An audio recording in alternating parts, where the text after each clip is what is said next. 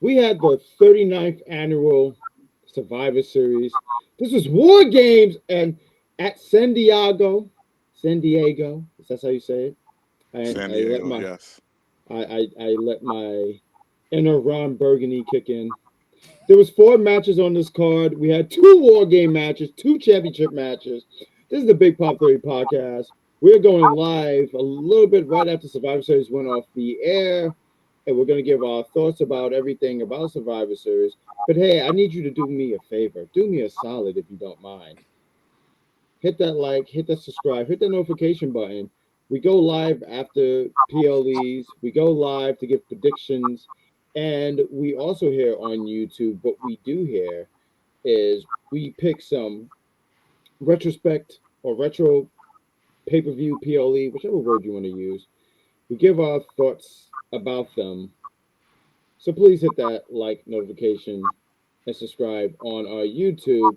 But let me pull this lovely, lovely graphic down so you can see what the panel looks like for tonight. I'm one of your hosts, the Great Grand Slam Pooba, there's an extra E there, the Great Grand Slam Pooba, and I'm joined with the smartest man in the room, Rich Kings, and my favorite Mark, the casual one, Mark Wins, showing off the guns. Gentlemen, I know you guys are good, but I want you to tell the people watching us on YouTube, how are you, gents?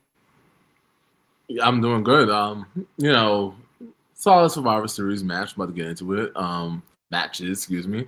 So doing well. Can't complain. I'm doing all right. I'm a little tired. I had a long day, but nothing crazy. Everything is all right. Everything is all right. I look forward to doing the show. I'm on the driver's seat, but I talked to Rich Kings, and Rich King says, "Don't worry, I got you." So I'm going to move because the host of the show is one, the smartest guy in the room. That's right, it's Rich King, and I can't. I look forward to. We were texting a little bit as the show was going on. And you said Survivor Series was a pretty solid match. So if I can ask you first here, sir, I know you are the host here, but if I could just throw some questions your way, what was your favorite match of the night and your least favorite match of the night? All right, least favorite match of the night has to be the Nikki Bella and Stephanie Vaquer match. Even though it surprised me, I didn't think it was gonna be that level it was, but to me it was the worst match. And I think selfish reasons for like the plot twisted dynamic. I didn't enjoy the men's War Games match, even though I really enjoyed the women's as well too. We're gonna get into that in a few. Hey Shay, what's the word? But yeah, that's how I feel. What about you? I'm gonna twist the question back over to you. I'm gonna do the Jay Uso and flip it back over to you, and you can flip it all the way down to Mark. You was talking about the Stephanie Vaquer and Nikki match, and it wasn't a match I was super invested in, but I do think the match was solid. I think it was decent enough. I didn't hate that match, but I think if I'm looking at all these matches, I thought it was the weaker of the ones of the matches. And when it comes to what was the match of the night, oh man, um, what was the match of the night? I thought the men's match was the Survivor Series match was cool, but I feel like the women. I might have to give the slight edge to the women here, so I might have to say the women for me was the match of the night. Love it, Mark. The match I did not like the most, yes, was Stephanie Vaquer versus Nikki Bella, as expected. Though I agree with you, Rich Kings. It did surprise me a little bit. It definitely went a tad harder than I expected. But the match of the night for me had to have been the women's was close, and I really thought it would be the match of the night. But the men's match, it hit different. It hit a little different. It was, I think, for me personally, it hit a little bit harder. But so, and that was a pleasant surprise because I really thought, yes, yes, it was one of her better matches. Absolutely. It really, really was. You know what she did? I'm saying she was studying some tape. That's what she was doing because that we're going to get into that and our reactions and things of that nature. So thanks for bringing that forward. But let's get started with this Women's Survivor Series War Games match. So we had AJ Lee, Alexa Bliss, Charlotte Flair, Io Sky, and Rhea Ripley defeated Becky Lynch, Lash Legend, Nia Jax, the Kabuki Warriors. So sad. I'm gonna give my opinions of this match. But Mark Wins, I want to hear your thoughts on this match first. how you feel about this match, and what are some highlights for you? Overall, it was a solid match. It was definitely fun. I don't know how to explain it, but it felt like it was cut a little short. I don't know, like it obviously wasn't cut short. It definitely went its full length because it was definitely about an hour, I think. Well, maybe it wasn't an hour. I'm rambling. It was long enough, but for me, I there was something about it where I was like, I wanted more. Um, one of the highlights or lowlights, I guess, the refs tonight, at least in the beginning, Yo, the refs tonight were out of pocket. So like, there was this point where Lash Legend had pinned someone, and I think was it Becky Lynch that pinned someone else? Well, Becky. Oh, if we're talking about earlier the match, and I remember this vividly because I remember it was texting the great over here. So Becky Lynch went for a pin, I believe, on just say one of these other ladies, and I call her Snake Car. Snake Car. Her hand is going all the way back, like she's like reaching for something behind her, and it was such an elaborate 1, 2. I'm like, what are you doing? Like, it's just awful refereeing. But I think that's what I think. If you're pointing to that part, yes, Snake Car. So then, sorry. So it wasn't that one. Then it was definitely it was a dual pin from Lash Legend and Nia Jax. Nia Jax. Yes. She did not. Oh, that's the other one. And she decided not to count for the other person. Right. Like, okay, like say for example, you're only paying attention to this pin. Cool, whatever. Look to your left, and then there's another pin. Like, no, like I don't. Ooh. Other than the ref, it was a great match. Io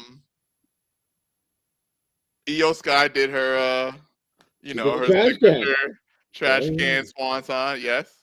The only thing was, I feel like Lash Legend and Nia Jax got the brunt of it, and yet it destroyed 4 out of 5 women. They were out, and it was interesting, right? Because after that, you got Kairi Sane and Asuka. They're out for some reason, right? Like they're on the edges, but they're done. They're out. Mm-hmm. So Becky's like, all right, well, forget this. I'm out. And on one hand, it seems like it's a, maybe it's a ploy to delay to try and like delay the match and let somebody get back into it. No, apparently that was just the beginning of the end. Sad story, but overall, solid match. I did enjoy it. It's a good 7.5 out of 10 because the refs. Oh wow!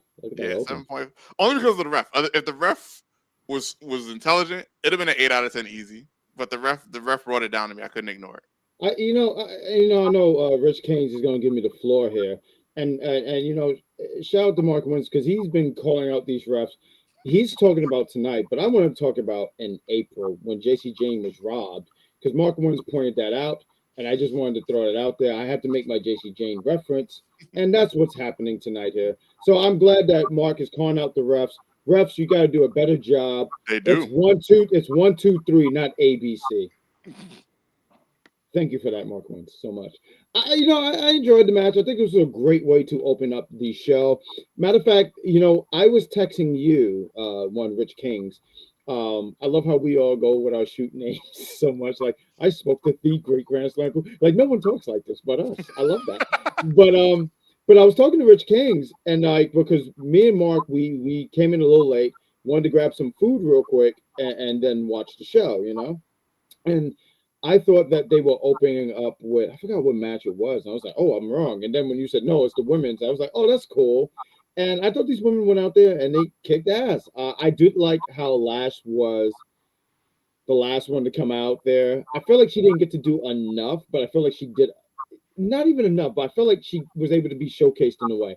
I say this a lot. I think Lash Legend have one of the best elbow strikes. Like when she lays in that elbow, like I would take her. If I was going to a Waffle House, she would come with me because like I know I'm going to be safe because she has a mean ass elbow. But I thought these women went out there, they bust ass, and I think there was a story that they wanted to tell with AJ Lee and Becky Lynch because I was actually relatively surprised that Becky was the one who the losing fall here, right? I didn't have that in my, excuse me, hiccups. I didn't have that in my fortune ball or anything like that. So seeing her tap out, which is it doesn't hurt her that she tapped out. I feel like someone like Becky Lynch who's so established, someone who is going to be in the Hall of Fame one day, right? It doesn't hurt her. I just didn't expect it. And I thought all these other women did very, very well. I mean, I felt like more did more than the other, but I enjoyed the match. I thought it was a pretty good way to open up. I saw this comparison in a way to AEW's Blood and Guts. That's their War Games. And look, there was no blood in this match, and I didn't need any of that in this match. Not to say what the women did 2 weeks ago wasn't amazing. It was amazing, but these are two different companies, and there's going to be different ways on how they produce matches.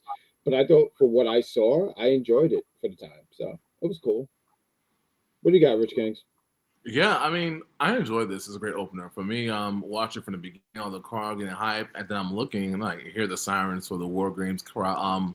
The siren going off, the fire lighting up, the cage coming down, and I'm looking and I'm like, where something's missing here. Like that's what I think, something's missing. I hear Charlotte's music come on, and then I immediately hear the next person, which is also come on. I'm like, well, where are the pods? Or where's this thing at? And I was looking at it, I was like, wow, this is actually a great move here that they actually went without the pods. You like that? Okay. No, I didn't mean to interrupt you. I super apologize, but like you was a fan of them because like I was expecting them to all be in the cage, so this blew me away. Yeah, I mean, you guys give your opinion too. I personally appreciate it and I like that a little bit more because sometimes you see these people come out, you're like, what's going on here, right? But it gives that almost that Royal Rumble tease because you really don't know who's coming out. You hear that music and they're coming to room out of the ring slowly or fast, and it just creates a different type of excitement there. Yeah, Alexa Bliss, she did a lot. She Alexa Bliss turned that back a little bit more. Like people like stepping up. Alexa Bliss was probably like, I want to say the superstar in the match, but she actually dished out some punishment and took some punishment herself too. I did appreciate how the ladies were coming out and they came out with like a weapon, like coming out with an equalizer here to like equalize some of this damage, and it just made sense. I think it was just a fun match. I would say Kairi Sane with that chain and just punching people with it. That cracked me up. She did a good job also in this match. So I don't want to not miss her. And I think we talked about on the prediction show that she was going to eat that pin, and she did not. Yeah. She delivered. I thought she was definitely going to be the one to eat the pin here. And nothing against Kyrie because I really, really like Kyrie. I think Kyrie is someone who is in a lot of ways not being utilized to her full potential. They put her with the Kabuki Warriors, and that's not a bad place to be in. But I think about her run in NXT, right, and the stuff that she has, and I'm just like, man, I would love for her to get back to that position if that makes any sense there. But nonetheless, like I thought this was really cool. And you were talking about the pods here. It was just so different because I was already prepped for him to be in there. Matter of fact, I was telling Mark Wins when I said, "Yo, not for nothing, I can't see Brock in a cage. Like I just can't see that." And I almost feel like they did this just because of Brock, because I think Brock was like, no. It could possibly be. Who sings this song? And he goes, don't. I don't know. I think it's Triller, Briston. I don't know. I'm going to stop. No idea. But no, I don't remember that one. But don't.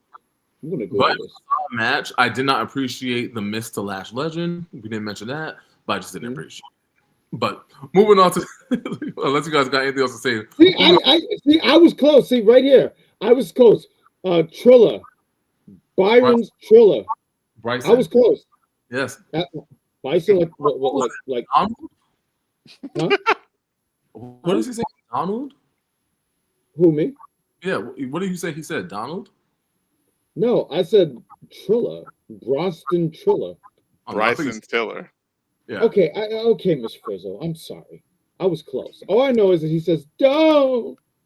And I say that too when they try to take money out of my paycheck. Don't. For some reason I heard Donald. All right. Now I get it. I get it now. 110%. I'm All the right. pop culture. I'm the pop culture reference guy here. Please. What's the next match we got here, Rich Kings? Got you. All right. So Thank you, speaking of sir. pop culture, I mean, listen, John Cena is a rap legend, right? Do we not agree?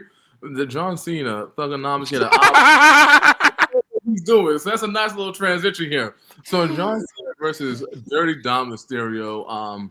That match was up next, and it had a lot of bumps, bruises, turns, twists. I had my own opinions that I thought should have happened in this match, and I'll share those with you because the guy just disappointed me once again. So we're gonna go with great first. What is your reaction to this match?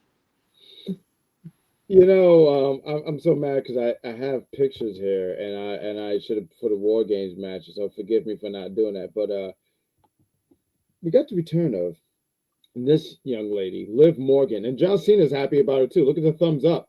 He's like, eh? And you can even see the his engagement ring or his I forget what they call it, but like he's married, but he's like, eh? What did I think about this match? There was a scare here, right? And I thought about um on Monday, Penta, when he had his match against Solo Sequoia, and he did the same spot that Dominic Mysterio did here. And I was like, yo, I hope he's really, really not hurt. But I love that they did that. I love that because it really did make you think he got hurt. But the way that things were going, I'm like, yo, I think he's faking this shit, right? But I loved it so much. I love that it made you think that he was hurt until you see Raquel. And shout out to Raquel because she's a strong girl. Like she got John Cena up and said, bop. And then Roxanne said, pop rocks, bitch. And like I thought this was great. I thought this was so great. And then you see Dominic, he is the 6-1. And you know what's funny? San Diego, you're fake. You're totally utterly fake because he wasn't giving Dominic Mysterio the respect. But when Dominic started doing some movement, oh, like it's like what was it? Wii bowling when the bowling ball go back and the whoa. There was a lot of bumps here and a lot of things. And I even asked Mark Wins because I was just curious, like, did you feel like this was over wins? And Mark Wins will take the floor here. And he has a lot to say here, so I'm going to cut my time so he can talk here. But I didn't expect John Cena to retain here, but there was a period of time where I was like, yo, maybe. And I think that's what I appreciated. I had that moment of doubt. And I thought that maybe, hey, Cena's gonna retain because when Liv came in the ring, I said, oh, she's gonna slap Dom. But when she like looks at John and hugs and then does the face, I said, yo, that's a callback to Elimination Chamber. It took me a minute, but I was like, yo, and like from the face to the kick in the dick to all this other stuff, this activity going on here. I did like that callback because, like, man, remember when everyone said this is going to be great? But it was cool. I thought it was a cool match, and Dom regains the championship, and we got Liv Morgan back in. I look forward to seeing now that we have Liv Morgan back how she fits in with the Judgment Day moving forward. So those are my 3 cents, and I'll throw a fourth just because. Mr. Wins. All right, so it's layers. Layer number 1. Finn Balor comes in, gets dominated. I don't even know, whatever, right? Overall, it was an entertaining match. I was entertained by this match a lot more than I initially thought I was. But yeah, Finn Balor gets dominated. And once again, every time I see him, he gets dominated. Oh, but his record, I understand that. However, whenever I see him, it's a wrap. Once again, the refs, terribly inconsistent. I don't understand what's going on here. The ref in there, it's a pin, 1, 2, 3. It should have been a very short match, but he's like, all of a sudden he has the wherewithal to be like, yo, what are y'all doing? Y'all did this. Get out. But then he doesn't have the wherewithal to deal with it later. Whatever. Hey, listen, do whatever you want. It's your call. Apparently it's your ring. I'm just watching it. Whatever. But the crux of my thoughts about this match is I don't know, man. I can't help but open the can of worms this time. I believe you, Shay. I 100% believe you. Listen, Finn is popular, and he's a very good wrestler. But I really wish that the WWE would stop booking him such that every time I see him, he gets dominated. That's all. That's all. But back to crack open this can of worms. Mhm. I'm watching this match, and I'm just sitting there saying to myself, the Intercontinental title on the line is just not it for me. I'm opening the can, dumping the worms out. This should have been a heel match. This should have been a heel Cena with the real title on the line. I feel like it would have had a different type of aura. It would have had a different type of energy. I'm standing on it. That's the hill I'm dying on until what is it? December 13th when he retired. That's the hill I'm dying on. This should have been this Survivor Series match should have been for the title. Fuck! Yes, it wasn't on, and mind you, none of the titles was on the line. So like, I understand it's Survivor Series, but like, nah, this should have been it. This should have been it. It should have been, and then here's the thing: if this is his last PLE. That also enhances the aura. But now we're just watching an Intercontinental title match. And listen, Intercontinental title match. I don't want to disrespect the Intercontinental title match. It has great prestige and all of that. I think they said something about how the Intercontinental title hadn't changed hands in Survivor Series in multiple years, if not several decades. Since 2001. Since 2001. Right. So boom, 2 decades and change. So good on Dom for that. But I don't know. I watched this match and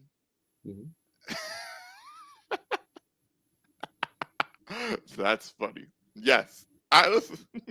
It was too much theatrics. Somebody else can get into that because, like I said, I'm watching the whole match and the whole time I'm like, it doesn't even matter. Cena should have been heel. But that's the crux of my argument. Overall, like I said, fuck! I did enjoy the match. And yeah. You know, every time Mark says Cena should go heel, I'm playing that every time. Take a shot every time that one Johnson. What did you think, Rich Kings? I mean, you've been patient here and you've been doing a fantastic job leading the way. But what did you think about this match, sir? No, just listening to you guys, hearing you guys' opinions about this. I mean, in lines of my opinions, I and Shay's, like, there was just so much happening. That's like so much bumps, bruises, turns, lefts, rights. It was like, what's happening in here?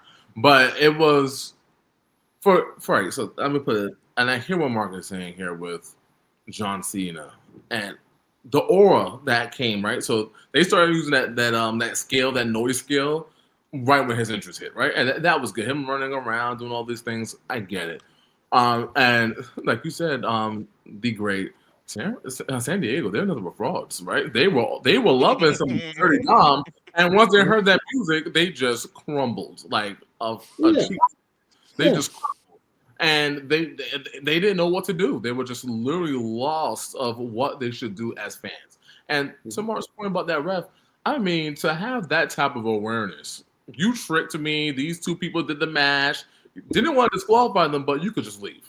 And then I have no wherewithal, but Liv Morgan could lift me up and throw me in the ring, and I think nothing of it. Not where'd you come from? Where's this belt you're holding? Okay, got it. That makes sense. The match itself was okay. I do think John Cena at Survivor Series, listen, he has lost 3 straight PLEs. Let's be serious for a second. And if he loses a fourth, and Gunther, I think, is going to end up being the person to do it. I mean, what a way to end your career. You were the golden shovel. Now you're getting buried. Like, here's some dirt back on you. So it's almost like bad karma for John Cena. So, that's what it is. It was, I predicted he was going to lose the match, and I was right. So me too. Yeah, well, me too. I said that too. Yeah, you did. John Cena was gonna, yeah. Well, I don't mean to brag, but like, I'm a born again winner. Yeah. So it was That was the most rudest thing you've ever said to me. Like, oh, well, carry on. But carry on, sir. I'm sorry. No. I'm pretty much done. But John Cena, he's if this is him getting his flowers, I don't want them type of flowers. I just don't. Can I mention this? So I'm seeing this and I'm just going to clarify this as rumors because I don't have no sources in the game and whatnot. But they're talking about Chris Jericho coming back in 2026, which I believe, but having a retirement storyline. And I guess like for a lot of people, they're like, yo, after the way that they booked John Cena, who's like one of their biggest superstars, they call him the GOAT, biggest superstars, whatever word and you want to put here, right?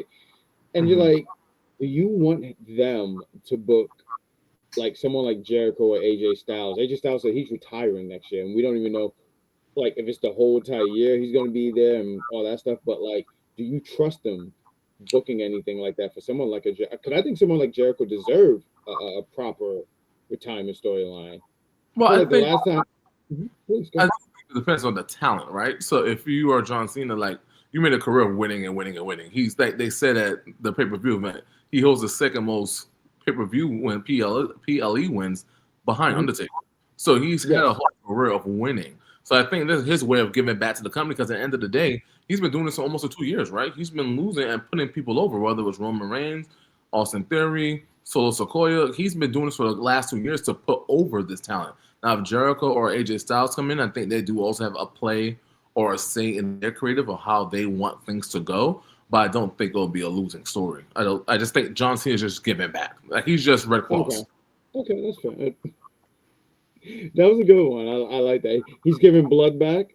Is that what you were trying to get at? He's taking blood. He's giving it back. No, I think that's just fair in what you were saying. Like he's pretty much trying to give back because even at Saturday Night Main Event and cheap plug here, we plan on going live after Saturday Night Main Event. That would be Cena's last match, but they're going to feature NXT talent, and there's going to be this expedition. I guess like main event. I'm sorry, main roster and NXT talent, and so it's going to be interesting because John Cena is somebody who doesn't like. Do you guys? I like to ask you guys this: when someone like John Cena says like, "I just show up to work. I don't really put any input." Do you believe him and his words when he says that? No, because I think he chose to lose. Come on. Like I think like he's making some of these decisions because he thinks it's going to be best for the company. So if they think it's best for him to continuously win, he's like, I don't know how sexy that sounds. Like I won so much already, right? So I just don't think I believe 110% that. Okay. Yeah, I don't think he's a he's a politician pirate. Like he probably has some type of input on, what his character will and will not do. Like for example, when he let Undertaker squash him at WrestleMania. To my knowledge, he that was his input. So yeah. Okay. Before we move on, I just wanted to highlight one Shay Sawyer. She said, "No, Cena pissed me off. I can't remember the last time that I ever heard the end of Cena's entrance music. He spent 20 minutes talking at the entrance. It was a while because I think eventually it felt like it went to instrumental. So that's a good point. It went. The second verse finished. The second verse finished with Bumpy Knuckles. His verse finished, and then we were still going on. Yep. You know what? That's a good point. Guaranteed Jericho is going to try and outdo his debut. It's going to be interesting. I mean, I see Jericho definitely coming back in 2026. I saw that thing, and I just thought it'd be an interesting conversation. But Rich Kings, what was the next match here, sir? Oh, it was the surprise match. Even though by standards it was the worst match of the night, but it was a surprise match, and Nikki Bella. I'm gonna start off saying this. I kind of roasted her on the preview show. Like, they were like, "We've seen enough. We need to go in, bring in the reinforcements." So I think she decided, and she actually looked better than I've seen her look almost ever. Like I've seen Nikki Bella look this good, and I'm gonna have to look back and see when did she ever wrestle this well. Like it just felt like Stephanie helped elevate her. I'm not saying it's all Stephanie's doing, but I think this goes back to having a good dance partner, right? There was no story. She was able to build chemistry with this lady, and they actually showed out. And it was actually pretty good for Nikki Bella. I would love to hear what you guys have to think about this. So, be great. Let's start off with this one. Like, how did you feel about Nikki versus Stephanie? I Thoughts? mean, I just want to throw out here first. JC Jane beat Stephanie Vaquer, and that's my thoughts. No, And but honestly speaking, okay, because I saw how Rich King looked at me. no. I did. She did. But I was saying Yeah, that Stephanie has the most wins of 2025. They showed that little clip. She had yeah. 27 I wins. mean, honestly, like, is that anything anyone's talking about? But I breathed more, and Ooh. you know, Oh. I'm just saying, like, Anyway. you know, what are we bragging about? Like, I drunk a cup of water. I don't see I didn't get the Nobel Peace Prize, but I'll move forward here. Um, I did think this was a pretty solid match. Like, this was like the weaker match of the night for me, but I did think both women really went out there and kicked ass. I feel like Nikki Bella's not a favorite of mine, right? But I feel like she went out there and said, "Yo, I have something to prove," because I'm pretty sure that she hears the criticism online and like, can she hang with these girls? And she comes from a different era and all these other things, right? And I thought that, it wasn't totally, I feel like we've seen matches and you would go like, oh, this was so like this person totally carried the match. I thought Nikki did very well for herself. I thought she was she took care. The one thing I did not like personally for me was that she kicked out of Stephanie's finish with the, like the package power backbreaker thing. I wasn't a fan of her kicking out of that. I didn't like that personally. Um, I think like that could have been something saved for down the line for somebody else to kick out of, and it would have been a big deal. I feel like the crowd didn't even gravitate on how big of a deal that was because no one has kicked out of that finisher yet until Nikki. But yeah, I thought both girls went out there, both women. I'm sorry, both women went out there and they put on a solid match, and I think Stephanie gave Nikki one of the best matches of her career, and I don't even think that's a bad thing to say. I just think that Stephanie is really that good. She lost to JC, and that's it. Before I transition to more, I'll just go a quick point here. I think when I see Stephanie, and I think every wrestler has it, but I think watching her matches and watching her body language, she just has so much confidence. It's like, no, I think I see most people expect to win. I think she's like, I'm winning this match, period. Like it just I haven't seen it like that in a while, where they actually have that kind of confidence and they actually still continuously win. And I think what Stephanie is like, she's such a unique character, and I like how they're going with her so far. That they're gonna probably do something I don't like later on. But up until this point, I think Stephanie has really, really, really put a solid so far this year. Can I ask you real quick? I know we're gonna give the floor to Mark. I'm sorry. I wanted to ask you because a lot of people, and they like Stephanie. It's not like people hate Stephanie, but do you think she's getting too much too soon?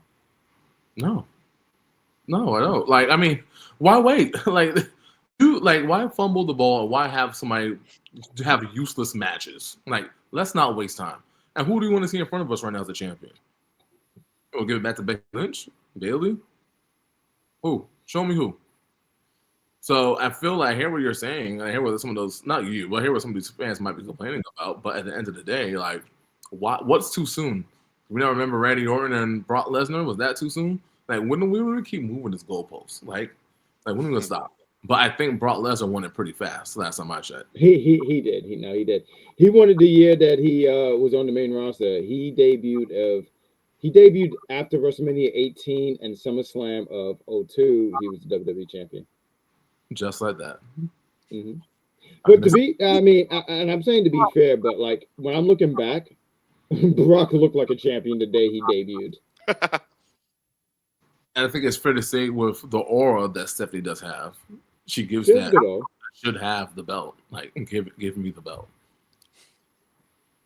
Okay. No, I just simply wanted to ask that question because I just think that's a you hear, and some people are on one side and the other, like how you are, where you're like, well, what's too soon, and what we're gonna do? Wait until a year later or something like that. And there are people who say, hey, maybe it's a little too soon. I just wanted to hear your input, but Mark Wins, I didn't mean to take the floor. Please, what do you got? I mean, when the iron's hot, the iron's hot. You should strike. Like, what do you want to do? You want to wait until she's not as over, and then like maybe then you put the belt on her, and then maybe it's not as hot. Like, no, you capitalize on that momentum ASAP. I think it's 100% the correct decision. And once again, it's not like she's green as goose shit. Like, she's been wrestling. Like, this is not her first rodeo. It's just her first rodeo in the WWE universe, if that makes any sense. Who do I see taking the title off of Stephanie? Well, obviously not Nikki Bella, although she did put on a better match than I expected. So kudos to her for that. It could be anybody, honestly. It could be, well, no. You know what? I can't sit there and say anybody because I'm not 100% sure how the rosters line up.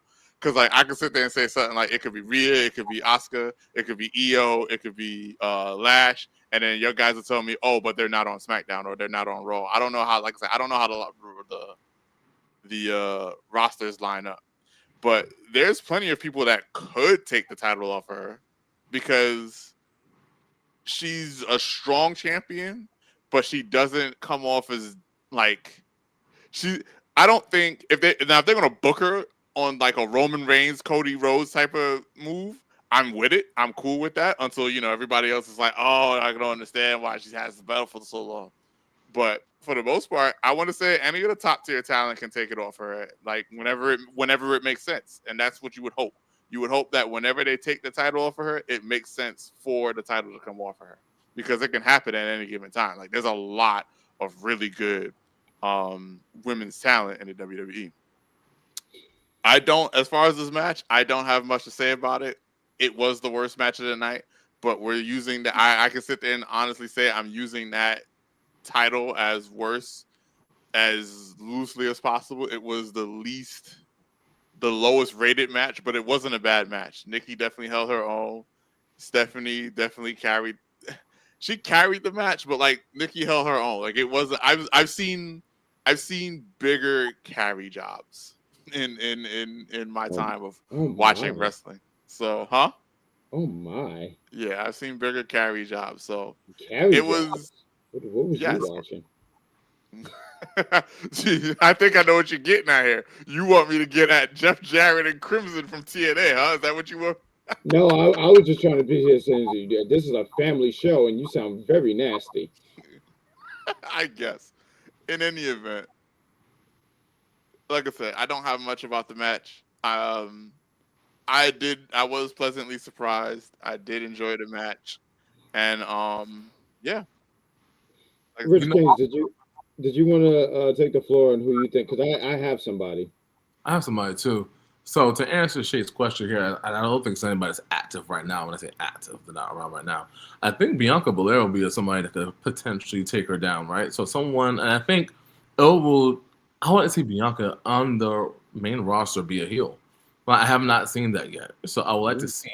Let's tap back in a few years ago to our NXT heel stuff, and let's bring that back and potentially have her be the one to take her down. Great. Oh, you want to hear who I think? Okay. No. It's a JC motherfucking James. I like that. I like it. I'm not gonna lie. I really had that clip leaning up here for the longest time. That's why I was like, oh, me? Cool. But I do like what you said about Bianca. I think we do eventually get a heel Bianca. I just don't think, because she's still on SmackDown, right? So I think what they really want to go for, I don't know how, she's been out for a while. She's been out since WrestleMania, right? Yeah. And I think they still want to do that match with her and Jade. And I feel like that's something they would want to do before turning her heel, right? Because Jade is already a heel. So please. Agree with that. But WWE takes a long time to give us what we want. Remember when the Wyatt family versus the Shield? It took forever. Remember there's so many different things we want to see when we want to see it, and we just don't get it. Like it just doesn't happen. Like, okay, well, you're gonna keep waiting until your mouth turns dry. And then I want to go back to when is it too late, right? And I'm gonna give Roman Reigns as a great example. When Roman Reigns was hot when he was with the Shield, right? And I think if they had struck earlier with Roman Reigns, then they waited, the character doesn't die. We did a unpopular review show, and we just getting booed left and right. What was that? 2016? What, like, it was just awful. It was just an awful experience. And who wants to go through that? But they took so long to give him the title, and by that time, the fans didn't want to see that anymore. Like, the chapter was turned, moved on, and like we are fickle. I have to include myself in it. But it's just one of those things where, like, let him cook. Let her cook right now. If she's the face that we think that she can be, and she's proven to be, she should be the one to actually do the job. I gotta say, thus far, I mean, I've only seen a little bit online where it just seemed like a lot of people were, like, man, this seemed like a bit much and stuff like that. But I haven't heard the crowds boo her, and that's a thing because, like, I've heard, because I'm pretty sure we've seen it. Like you talked about Roman, I don't think it was ever about him being the champion, and it took too long for that. I think a lot of people just didn't like the character work of one Roman Reigns at the time, and then when he became the tribal chief, we ate that shit up alive. Like that was because I feel like we're still doing that. What, 5 years later, and when he comes out, all he does is this, and guess what? Everyone says index finger, and they raise it up. I remember going to a house show at MSG. I want to say it was either 2021 or 2022, but I think it was 2021. And Roman did the bare minimum. Like, he tagged, didn't do anything. He got an AA, he rolled out, and he was already going to the showers. Did absolutely nothing. And guess what that crowd did? Ate it up. So I just think he needed a character change, and I just want to throw that out there. I'm hoping that fits on what you was talking about here. Yeah, let's get into the main event here. Rich Kings, please keep carrying on. Yeah, let's get into the main event featuring Roman Reigns. But one last thing about Stephanie Vaquer, when she hit that roll-up pin and she threw her body on there, that was a roll-up pin. So people think that's how you do a roll-up pin, because that should have worked. All right, move on to the main event here, right? So this was like a War Games match that I haven't seen in quite a long time. It was just different. So much was happening. And it was just so much different excitement for me personally, right? So to get Brock Lesnar in a War Games match is crazy, right? So we were talking about, is like the Avengers versus whoever, right? And Michael Cole said it best. It was like the All-Stars, right? And this is just what you want to see. Your best versus your best. And we complained years past that we don't get the best versus the best because they're in title matches or they're doing something else or they're not even on the damn show. But this is clearly the best who they have to offer versus the best that was around at the moment. So you got Brock Lesnar, Drew McIntyre, Logan Paul, The Vision with Paul Heyman, and they defeated soundly CM Punk, Cody Rhodes, Roman Reigns, and the Usos by pinfall. So I kind of want to get into this a little bit first before I pass it over to you guys and see what you guys think, and then we can go into that mystery character in a few. See what are we wrapping our minds about with this. Like I said, back to the randomness coming in, I appreciate it. I appreciated how it was just a consistent back and forth and not the slugfest over and over, and I didn't get bored watching it. Some of the matches or some of the things that were happening inside the match was really, really entertaining for me personally. I'll get into that later on. But feeding off of that kind of excitement and the crowd and just what you saw with your eyes and heard with your ears, Mark, how are you feeling about this match? Even though it's your match of the night. So I want to tell me what you got. Yes, it was my match of the night. Very, very fun. Very, very random. Very entertaining. I really enjoyed the match. The one thing I enjoyed was not that the women's match didn't have a really good lineup in terms of the order that they brought everybody out, but the order that they brought the men out made sense. Like, it was like, at no point was I like, yo, why is this person out? This person out too soon. This person came out too late. Nah, it was great. My favorite part of the match is Jay Uso. The Avengers. They're like, oh, look, we got the edge. We're doing this. We got it. And then he decides he wants to play his theme song. And then he's at the top of the whatchamacallit. And as he's at the top of the cage or whatever, I'm sitting there, I'm thinking to myself, yo, what if somebody just pushed him off and he just fell? Whatever. But then his music just immediately ends, and all you hear is bump, bump, ba-da-dum, da-dum. And I was like, and the fear on Jimmy Uso's face. Favorite part of the match because, yo, the mood changed so crazy. It was great. The back and forth was wonderful. We got the 1D, we got the go to sleep. Everything was great. I loved it. I really enjoyed this match. Uh, that little back and forth with Brock Lesnar and Roman Reigns before they actually get into the cage. Excellent, because it was really interesting. It's like you got Brock Lesnar, he thinks, I know what I'm going to do. And here's Roman. No, you don't. No, you don't. No, you don't.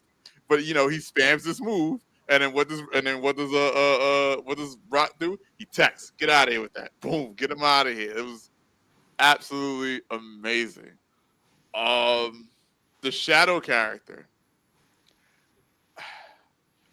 Wait. Let's get to the Shadow character after. Okay. Fine. My bad. But yeah.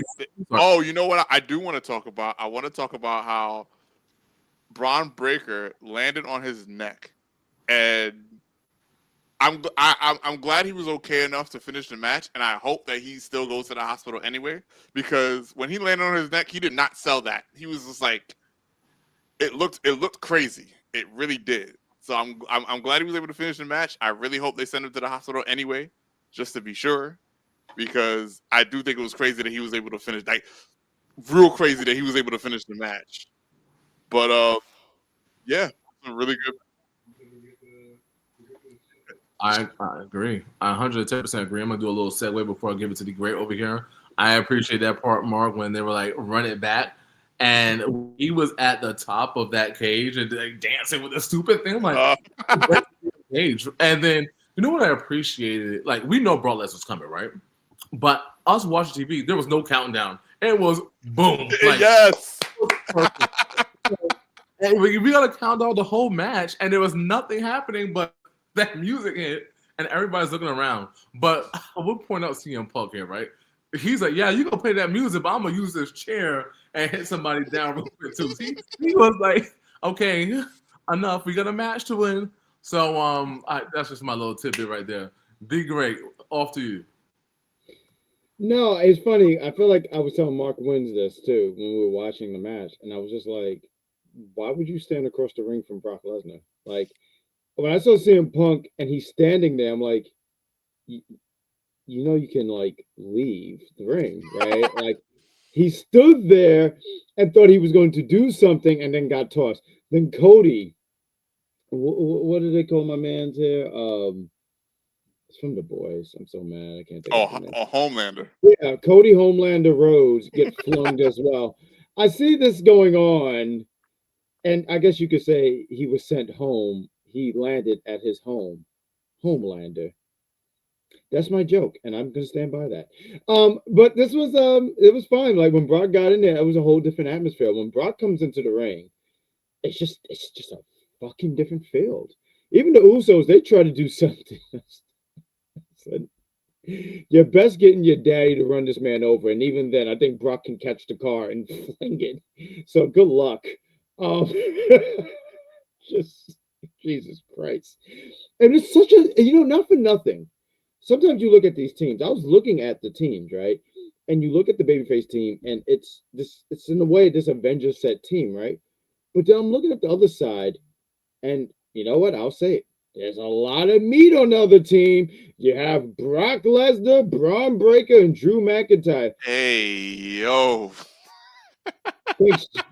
You know what? Thanks, Jada. I'm glad you. What you call it? We had Logan and Bronson Reed. I mean, that's a lot of man on one team, honestly. And I'm looking at this team, and I'm like, yo, not for nothing. Not for nothing. I'm looking at this team. They should honestly just eat the baby faces. Honestly, they should just sit here, put them on a plate, and just whoop, and just honestly, because it was. I mean, what are we even talking about here, bro? But I'm glad that the heels did go over. I feel like once I saw the And we did a prediction show. I mean, check it out. It was a good time. You know, one of the hosts missing here is one Jean Baptiste, and he will be back with us soon. Shout out to him. Um, but I I'm so sorry. Who did that? I heard a like almost like unimpressed. Oh, you just heard. I said, I don't know what you just heard. There's a lot of meat on the other. You know what? That was very rude, one Shay Sawyer. You don't have to quote me on that. That was, and I bet she's laughing at that. But there was a lot of meat. There was too much meat there. Don't you think there was a lot of meat there, Mark? I had to hand it to Mark. Mark, how much meat was there? Don't you expose my house? Flag on the play. I can't do it. It was. Listen, my point here. I feel like people laugh here, but it was like I thought it was pretty good, and I think, and I'm interested in seeing where this story lie here because after the match, and I know I only have a few seconds here, so I'll make it real quick. After the match here, Roman Reigns, he fist bumps Zebros. He Zebros CM Punk. But he looks at Cody and said, "This is the last time we ever team up." It's almost like Roman says, like, "I have to wash up after this because how dare you?" But that's my 2 cents here. At Hearts to Shay, thank you for their comment. Listen, this match, like we talked about. Go ahead. We all feel that it was like. I think when we were looking at the team Avengers, we kind of underestimated the team that Paul Heyman assembled, right? Like I was telling you guys on the preview show, like he went on ESPN and he was talking all this hot shit, like, this is a great talent that you guys want to see. So it kind of made sense that we Sorry, can I interrupt real quick? The only person I underestimated on that team was one Drew McIntyre. That's it. We agree. We all said leave the ring and have them lose the match. But, I think when you think about the face side, right? They're already established. Everyone on that face side was established, or like the Hall of Famers, period. We were like, and if they retire tomorrow, But you look on the other side, it's like this up. Besides Brock Lesnar, who's just a beast, like, I'm just doing whatever I want. That Paul Heyman says. That other team is just up and coming, and they're still looking hungry and looking for more, right? So it made sense that they got this match. But what we did not predict was this a different type of interruption. And what I appreciated was it was like a video game character, right? We don't know what's going on. We see this black thing, and I'm gonna do 2 moves. One is a kick, and the other one is a stomp. And we know my name ain't Seth Rollins, so who do you think I am, right? So it's like a little game we have going on over here. Me, I already got my person picked out. I got 2 people actually in my head now who I think it could be based on what I saw. So I might go here. I'm gonna go here first. In my mind, using the eye test and everyone, like, man, kind of quick, kind of agile. Is it Montez Ford? But then I was like, maybe not. And I thought about Melo. And when I think about Melo, I just think how the quickness, how the person was moving, and how they gave that stomp. And I'm watching some Melo matches from NXT and him in the ring. Like when he did a stomp, he was like doing like a Sonic, like his hand, it was almost like wings were giving that stomp. It was just so vicious and accurate. So I'm thinking about who can mimic, and is that agile get inside the ring quickly and leave quickly. And another addition to the vision, those 2 people are hungry. Those 2 people need to be a part of something that's going to gravitate them up. And we saw kind of what Melo did against Gunther, which is a great showing because I felt like they have not shown Melo well enough in the regular brands. And I'm like, wow, look at that. That was actually pretty good. Total Gunther. And I think he or Montez Ford makes the most sense to join the Vision next. And just those mannerisms in that match, I just think it's one of those 2. But I'm leaning more to Melo. Be great. Who do you think it is? When you were saying, what? I can see why you would think Montez, because Montez is like ridiculously athletic. And I was looking at the way he exits out the ring. I can see why you would say that because it's, I can see it. I don't think it's either one of those guys. I think it's going to be revealed to be one Austin Theory. I think they want to bring him back into the fold. I think that they want to do something with him. I think they've always liked him, and he's just always had this start and stop push. And also, too, I'm going to go with this on why I think that is also, too, that once upon a time, it was rumored that he was going to be joining Vision. Now, I don't know for sure, but I do lean on that and think that, and I can see this, too, though, honestly. She said, "Image." It was Nathan Frazier. Now I can see it for tonight and not actually being part of the group, but Nathan Frazier, Seth Rollins trained this young man, and I can see why. Because he gets the most. Like if you look at Nathan Frazier's matches, you get Seth Rollins vibes when you watch it. But I do think at the end of the day, it's going to be revealed to be one Austin Theory. Nice. Mark? I have no idea who it is, and I love that. Like I hear you guys right. So like boom, when I saw Shadow Seth pull up, right? I was like, time out, isn't he like really hurt this time? Like, and the fact that they didn't reveal who it is like, all right, I think Seth is really hurt this time. So I think it could be one or two things. I don't even, it can't even really be the other thing. The very least likely thing it could be is that it's somebody that's just going to play a Shadow Seth until Seth gets back in the ring. But I hear he had surgery, right? Is that not what they said? Yeah. Right. So it's most likely not going to be Seth unless they really drag that out, which would be crazy. And then we got to find out through other means who's playing Shadow Seth. But as the other option, I'm just gonna have to go with what y'all said. I don't like I said because I have no idea who it could be, and like I said, and I love that. For me, I love that for me that I have no idea who it is. Because then I imagine they'll pop up. Maybe they'll pop up next week. Maybe they'll pop up next month, and they'll be like, oh. So I have no guesses. You said part two of my question here would be that, like, when do we get the reveal, right? So, yes. Bad. That's true. No, it's fine. You already gave your answer, so I'm going to the grade. When do you think we get the reveal of who this person is? I feel like before the year is up, so maybe 2 weeks before we enter the New Year.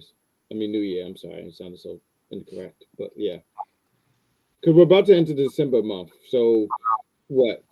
Monday is December 1st, correct? Correct. Yeah. So I don't think we get it right away. I think we get that tease, and like just a little bit before. Once again, just to repeat again, just before the year's up. So 2 weeks before the year's up. I was leaning towards as soon as Monday, but then my second option was, what if they just reveal it at the beginning of the new year? So I think it's either or. Like, let's start right now, or let's go to the beginning of the new year. This is the new vision. This is what we got going on, and moving on with that. So, can I ask real quick? I'm sorry. I just want to ask. I mean, you've been doing a fantastic job leading, but how do you feel about Braun Breaker? Because I think that's something we should discuss. Braun Breaker pinning CM Punk. I mean, this is a big deal. Braun Breaker, pinning your world champion. And where do you see that going? Because I do see Braun Breaker being a world champion. I don't have a timetable on when he wins it, but still, I just thought we should talk about that a little bit.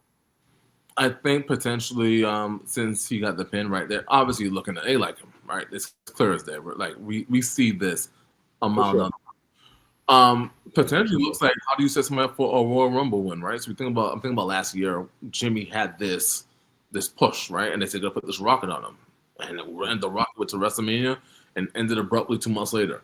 But for Braun Breaker, how can we have staying power, right? How can we keep this guy going? How can we keep him moving up into WrestleMania? Whether it's Royal Rumble, whether it's Elimination Chamber, I do think he'll end up in the title picture for WrestleMania. And I think that's what this pin did for him, right? So similarly, how you push others differently, I do think that potentially we'll see him in WrestleMania challenging for one of those belts. I think a little bit sooner. I think so this is the last PLE. And there's a potential thing where they can actually have on an episode of Raw. So this is my fantasy booking here, right? Let's say 2 weeks from now, right? I said 2 weeks from now we get the reveal, right? Let's say 2 weeks from now Braun gets a title shot at CM Punk. I could see in a case where just before the year starts, Braun takes the title off of CM Punk, and then we get the reveal on who the Ninja Seth is, or Shadow Seth is, however you want to word it. You know what I mean? Like I kind of go in that direction there of like just before we enter 2026, we get Braun as the new World Heavyweight Champion. And I could be totally wrong here, but I'm going to throw myself out there with that. I mean, Gunther won on Raw. Why not have Yeah. another? Right. So I mean, why not? I mean, does it? I mean, it makes sense, and that's what get people to tune in, right? And it is on Netflix. So what am I watching if I'm not going to get a title match or someone potentially losing the belt? Then we got Maxine Dupree winning a couple of weeks ago. Let's get something else happening, right? So I do think that that's it's valid, and I think that could definitely happen. Oh, thank you. Yeah. So this is good. I'd rather see him win it at WrestleMania personally. I'm not gonna lie. Like everything makes sense. I was saying he should win it because once again, going back to my point earlier, where you should strike when the iron's hot. It's like boom, yeah, get him on Raw. You get him winning that on Raw. But I know me personally, I would if Braun's to win it, I want to see him win it at WrestleMania. That's like I would love to see the road where boom, he got that, and that gives him momentum. And he does some other things that gets him momentum into Royal Rumble, and then he wins the Royal Rumble, maybe at maybe a 10 to 15 spot. He wins the Royal Rumble from there, and then he's talking all that hot shit, da da da da, and then he beats one Cody Rhodes. I mean, obviously he's gonna beat Sam if he does that, but Cody got to go for me personally. But no, I mean, I'm not mad at the angle of him defeating Cody Rhodes because it's like, who has Cody Rhodes actually faced? And I think if you're thinking about the future and like these belts, like give him Braun, like because I mean, not saying to him and Punk, but it'd be dragged out for almost a calendar year. Like, right. I'm tired. Like I'm exhausted. And the thing is, as funny as wrestling fans, I wasn't exhausted with the Bloodline, but I'm exhausted with anything else. Because dude, I'm totally with you because like I would hear people and like I think we both had where we saw storylines and it wouldn't even go that long and we were like, oh my god, this is dragging, right? Like I feel like we both have done that. But then we talk about the Bloodline. You're like, hey, it went 4 years. I'm like, that wasn't enough. There has to be another element. We were still missing Naomi element, still missing Tamina. Listen, we could be on here for days and days talking about what ifs. All right, so I'd like to do a little recap. Sure. Finishing moments. Like, what is your favorite part of the night? I'll start with Mark Wins. Favorite part of the night? It's got to be somewhere in between the fear on Jimmy's face and that little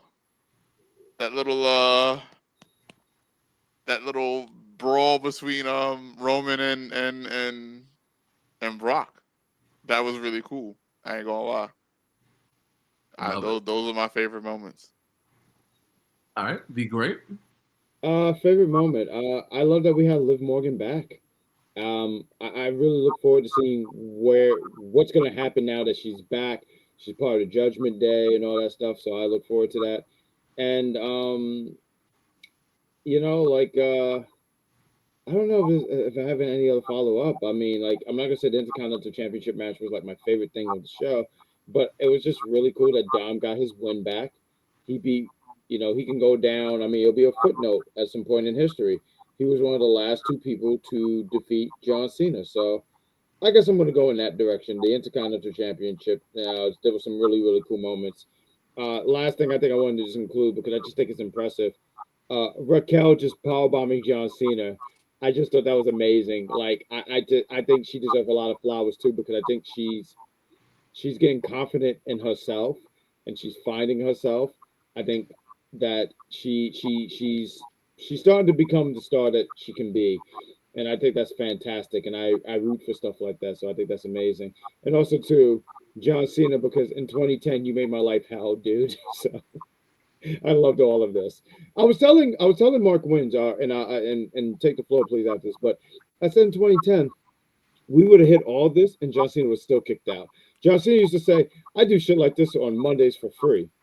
And he only said that because he worked on Mondays. But Rich Kings, please take the floor. Yes, I have two favorite things about tonight. I love the rebranding of the War Games with the people coming out with their interest coming out after the countdown. I think that brought some freshness to the War Games match, and it kept the crowd more engaged because you're also like, well, what's happening? What's happening with the entrance? Who's coming out? How long it's going to take? That I appreciate it. And for me, the unpredictability is my favorite thing of the match, the last match, the ghost person, whoever this is, right? It reminded me of something from 2001, 2002, 2000, whatever. It was a blast from the past because I think so many times you see so much predictability in wrestling sometimes, right? And if because here we do our prediction shows, and we're like, yeah, I called that. We ain't called this. So I appreciate the unpredictability of the match. I appreciated the speed. And one thing I would say, I would backtrack. One thing I did not like, I agree with Mark, was I think after everybody's in the ring, we only got like 3 to 5 minutes of that, and it's over. Mhm. So that is what I do not like. I will hope they change it in the future because I think we have all those talents in both men and women. They should get more time than just a lousy 3 to 5 minute segment in the ring and it's over. I mean, what was that? But now, huh? I'm sorry. I was gonna say I'm so sorry. I wasn't trying to interrupt. If I could pick back on that, I think that's a fair point, especially when you have only 4 matches. And I thought like these matches would get like a long period of time. I wasn't even keeping count on the matches. So when you guys say that, I just think that's totally and utterly fair. That these matches could have, like, once everyone was in there, you could have gave them another. I don't know how long you said it was, like 3-4 minutes, right? Like, and then the match ended. 5 the max. Once that cage was over and that referee magically appears in the ring, it was 3 to 4 minutes. So I think, like, when you said 5 minutes, I think you can give them another 10 and give them 15 minutes and let it show. And the grueling, I don't know why they did it like how they did it like that, but yeah, I totally agree that they should and if they're going to keep this going, if they're going to keep this going, I think they should definitely, moving forward, give them at least 10 to 20, I mean, not 10, 15 to 20 minutes in the ring. At least 15 to 20. 110%. All right, so now I'm passing back off to the great to wrap us up. Put a bow on this thing. First things first, Rich Kings, you handsome W, you did a fantastic job on this, and we're going to be back on YouTube. So me and the boys, we talked about we want to do some retrospect content here, and I can tell you for the month of December, we are going to do Starcade 98. Who picked that? We're going to be doing Vengeance Day 2008. And we're going to be doing stuff. We're revealing who's did all these things. Rich Kings, I thought it was you to pick Starcade 98. But Mark wins. It was a TNA show, but please, I forget what year and what was the show. Final Resolution 2008. That is great. 2008. That was like. I think that's really. Sorry, not to cut you off, but I think that's really great because I think it'll be fun to directly compare a TNA pay-per-view of 2008 to a WWE pay-per-view of 2008. I honestly look super forward to that. I love that we all picked something with 8. I picked 98. Yeah, I just happened to pick 08. So I'm 10 years ahead of you guys. 10 years ahead of the curve. 10 years ahead of the curve. And I just wanted to talk about Bill Goldberg losing. I love that conversation. But I do want to sit here and say we thank you guys for tuning in and listening to us. We go live.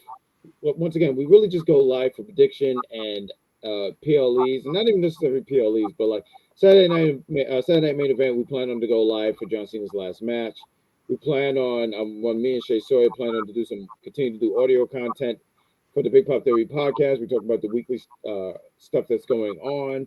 We do every other week at the time. Things might change once we hit 2026. But with all that said here, I want to thank you gentlemen for joining me. There's links in the description here, but I always start off with one. Mark wins, and then I give you the floor, Rich Kings, and then I take us home. But Mark wins. You are becoming somewhat of a content creator. You've been doing some really, really cool things.